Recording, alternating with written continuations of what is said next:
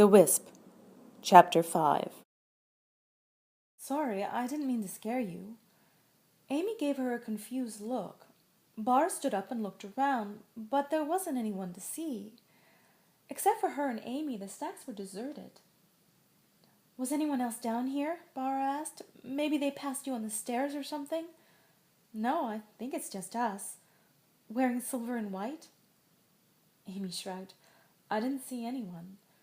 Or someone who maybe looked just like me. Amy needed some clarification. You mean besides you? Yes. What a strange question. What's going on? Bara sat back down. She rubbed her aching temples. I had the oddest dream. It seemed so real. Did you dream about him again? Bara smiled guiltily. Yeah. But that wasn't the strange part. It was really weird. I was sleeping, and I knew I was sleeping. Someone tapped me on the shoulder. Oh, a woman, I think. I remember smelling her perfume. It was very strong. You sure you didn't smell anything? Amy shook her head.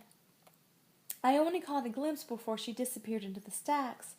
She was all flowing like wispy. She had silver hair. I couldn't find her when I followed, but a book was moved. And then everything just became a nightmare.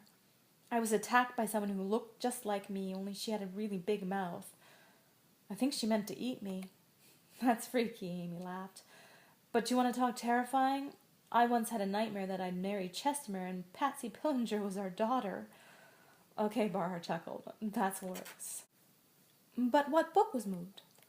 Bara picked up the hideous strain from the floor where it had fallen and waved it in front of Amy. It was the magician's nephew. It was next to this. Amy gave her a look that said, So what? Come on, I'll show you. Bara got up and led her to the elves. She stopped short. One book, no one had to tell her which, hung off the shelf. Amy came up behind. She looked at Bara, who stared agog down the aisle, and then noted the dislodged spine. You moved it yourself. No, I didn't. Amy wasn't convinced. She had no reason to be spooked. She hadn't had the dream. Brushing past Bara, she grabbed the magician's nephew and held it out. See? Just a book. Thud. The volume that had rested next to it toppled face down to the floor. What's that? Amy looked down. Another book, so what? No, it's something more. It was a book, all right, but what a book. Bara picked it up and wiped away at dust. There were 5 amber pieces on its leather-bound cover, orange ovals about the size of a sand dollar. They encircled a central golden cross. Technically, amber wasn't a gem, rather petrified tree sap, but the sheen and cut of this amber was every bit as fine as any diamond. Bara ran her hand over the amber once again. Her fingers traced the circle, stopping before completing the full arc. It was truly beautiful, almost perfect, except for what must be a missing 6th piece of amber, a break in the circle. She held it out for Amy. What do you think? Wow, let me see. Bara handed it over. Amy ran her hands over the cover the same way Bara had done. She gave it one more look and handed it back. She picked up the magician's nephew, returned it to the shelf, and then headed back to the study carrel. With the found book clasped tightly to her chest, Bara followed. They arrived back at the carrel. Amy grabbed a coffee and croissant. She sat down and began to eat and drink. Well, what's it about? Open her up. Bara ran her hands along the spine of the closed book and then cracked it open.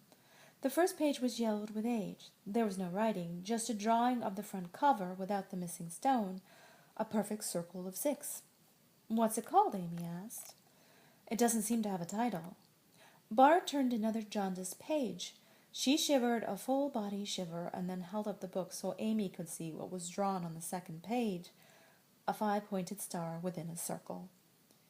Amy choked on a mouthful of coffee. She looked at Bara wide-eyed. No way. Maybe we should just put it back where we found it? This reminds me just a little too much of a start of a horror movie. Bara gave Amy a blank look. The walls are bleeding and the house is screaming, I know what you did last summer. Bara shook her head. Actually, I think the circle and the star are meant to be a protection against evil. Amy wasn't convinced. You know what? It's a little bit much for me. Dreams and black magic books. Leave it on a shelf somewhere and some other sap can find it.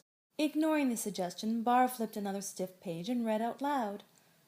Dear Clavigen, if you have found this book, you were destined to do so. The responsibility is now yours. You must slay and cage the evil. Beware, she will come in the guise of beauty and kindness. Be not a fool. There is no goodness in her heart. The demon is a trickster, so let her not trick you. The gift of the ages she offers is a living coffin. Put her in hers before she puts you in yours. Should you meet with more success than I, Nelson Sedgwick. Nelson Sedgwick, doesn't he have a portrait upstairs? Bara nodded. He donated a lot of money to the library. I think this is his diary or something. What does he mean, Clavigen? Clavigen, Bara thought. I think it's French. He says we need to slay and cage the evil. Maybe that has something to do with it? Slay, hey. Well, I don't know about you, Buffy, but I don't want to be a slayer or whatever a Clavigen is. It doesn't sound like we have a choice. Come on, Amy scoffed. This guy was just a nutcase. Well, then, I'm nuts too. Something weird is definitely going on. Seriously, I think my dream led me to this. No, I know it did. Maybe. Amy took a moment to think. When did this Sedgwick die? Chestermere had talked about the library's history, another example of Bara getting him off topic. About 30 years ago, she told Amy. Do you really think this book has been lying on the shelf for that long, just waiting for you to dream your dream? How should I know? All I know is he says I was destined to find it. Or we were. Amy still looked unconvinced. Bara tried harder. Someone or something led me to it, she insisted. Amy opened her eyes very wide. Maybe it was Sedgwick's ghost. Ghost? I don't know. Dream visions, so why not ghosts? No, maybe it was a ghost, but not Sedgwick. It was a woman. I could sense that. She was all wispy. A wisp, like a will-o'-wisp. A wisp? Do you have a better name? No, but there's also your nightmare double. Yeah, if dreams say something about your inner psyche, I don't want to think about what being eaten by my own face might mean. Maybe you wear too much candied lip gloss. Amy laughed. Bara didn't. After a beat, Amy sighed. Sometimes dreams are just dreams. You shouldn't always read into them. Amy was trying to make light, but she really didn't have a good feeling. The dream was a little freaky, but the diary? She really wanted to be rid of it, and so she convinced herself that everything was normal. An idea came into her head. It belongs to the library, right? Bara closed the cover and looked at the spine. There are no call numbers. I don't think so. Maybe it's part of the rare book collection. They don't put call numbers on those. It's rare for sure. We should take it back to the dorm.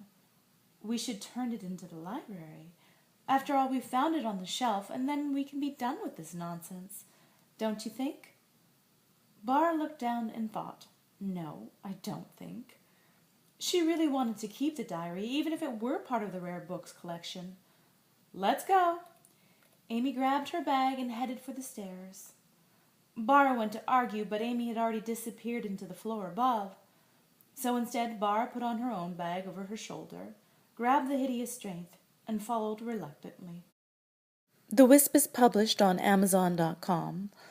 Also available on Amazon is Monsters, Real and Imagined, Tragic, Frightening, and Funny, All Too Brief, a collection of short stories and poetry. Strays, a collection of short stories and philosophical love poems, and Tattoo, Calling All Soldiers Home, a collection of poems in brevity.